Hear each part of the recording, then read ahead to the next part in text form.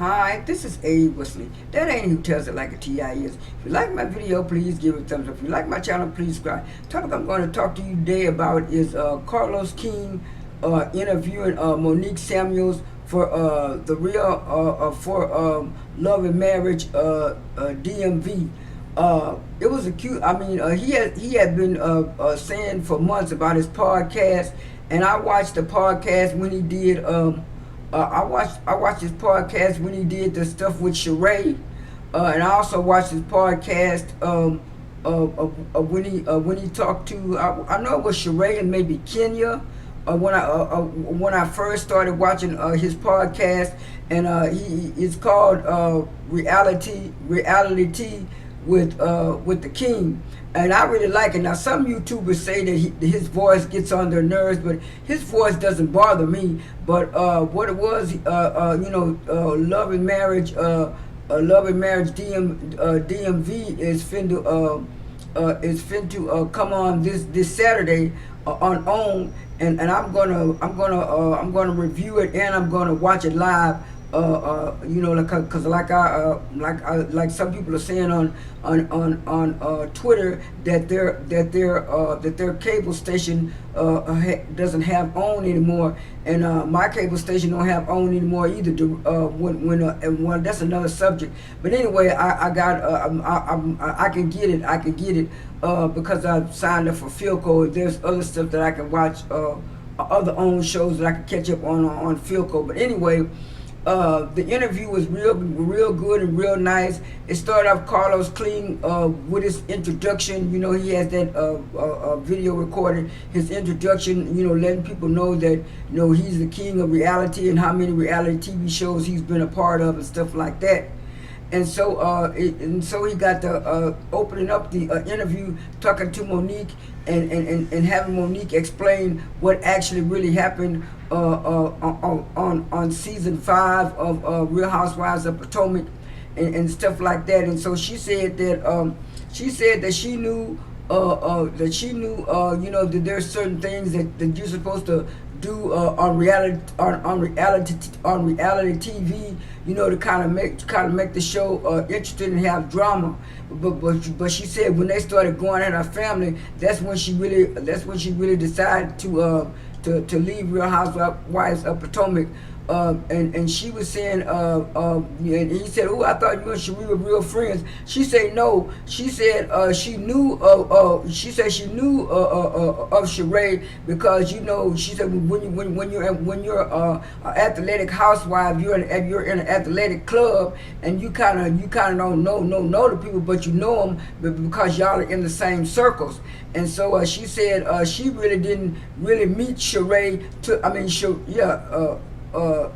sure. I think her name is Sheree, whatever. Sheree, she really didn't meet Sheree until the first day of taping. And she said the thing that people was thinking was all of those girls are really friends and stuff like that. She said no, she met all of them, including Giselle, and she was saying they were not really friends on Real Housewives of Potomac. And then that's when Carlos King chimed in and said, "Yeah, people don't know that a lot of times those girls are really not friends." And she said she said that was the thing different about this show, that we were going to show that we knew these people because we were in certain circles. And then and she said, I had a reality PTSD. He said, "Monique, remember I called you right after the show and told you that I was supportive of you, and I also talked to Chris and stuff like that. And I was just concerned. I just wanted to find out what was going on with you." And then he said 2 weeks later, when OWN came to me about a spinoff for Love and Marriage Huntsville, he said the main person that he wanted to use for the spinoff was Monique. So he called her back and got back in touch with her, and like he said, called her and DM'd her and asked her about it. And he said she turned him down, and she said, "Yeah, the reason why I turned you down because, like I said, I had Real Housewives reality TV show PTSD, and I was scared, and I don't want to go through that and stuff." And so he said, Chris is very nice and sweet to you. He said he even let you go on a full retreat by yourself. She said, yeah, I had to do something for myself, after that show, because they were making me look bad. And she was saying that she didn't know how bad it was until she saw until she saw the show back, and she saw how they was doing her.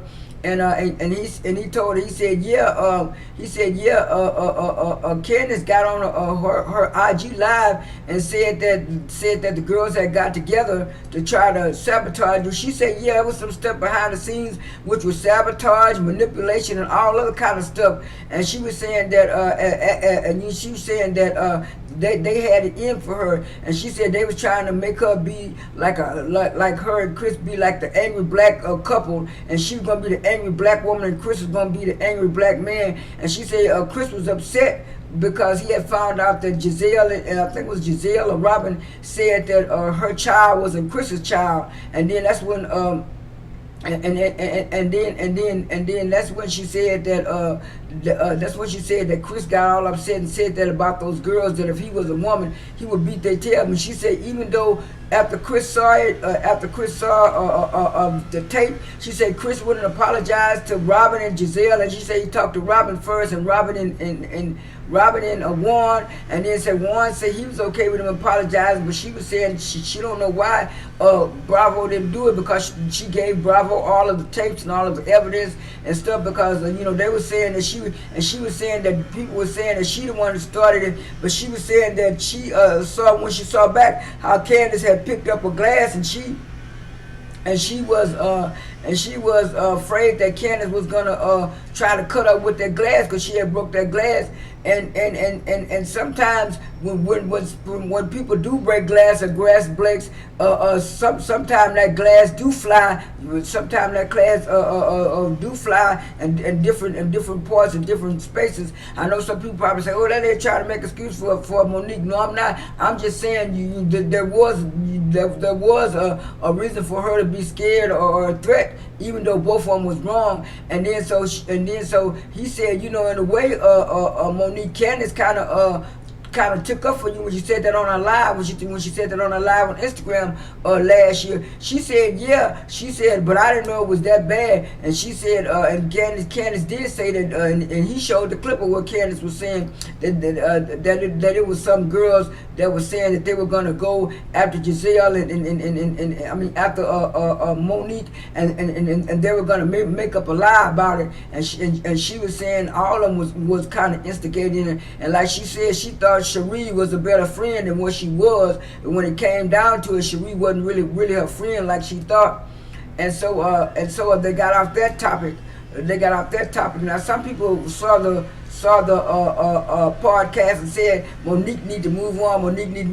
I think Monique has already moved on, but I think Carlos King was trying to give some viewers some backstory, the ones who might not know about Monique or stuff like that, or might not watch the Real Housewives of Potomac. So he kind of gave a little backstory. But anyway, they got to talk about Love and Marriage Huntsville, and she was talking about Raina and James, about how fond of a couple they is and stuff like that. And she mentioned that the Winter Woman, she got noticed in her because she had her own like a Facebook page, or her own like DUIY page. So she said that's how they got to be friends and stuff. But she said one thing about it, this show, a lot of those people, they're not friends, but they're friends through social circle and social media, and that's what she liked. And I'm gonna watch this show. It was a really good podcast. A lot of things came out, and he promoted his new show that's gonna come on behind Love and Marriage DC. I will be watching it on Saturday. This is A. Wesley. That ain't even tells it like a TI is. I am out.